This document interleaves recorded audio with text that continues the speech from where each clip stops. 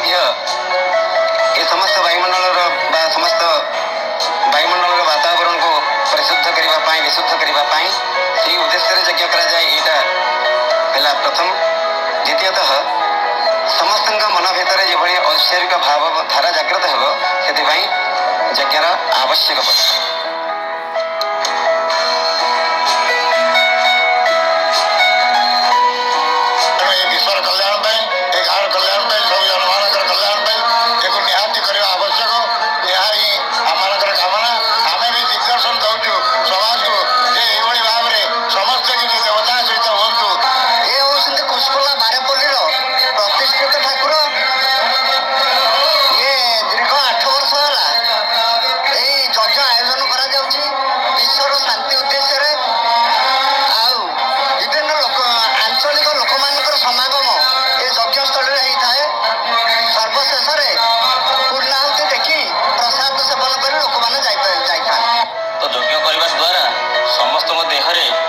आध्यात्मिक सृष्टि हुए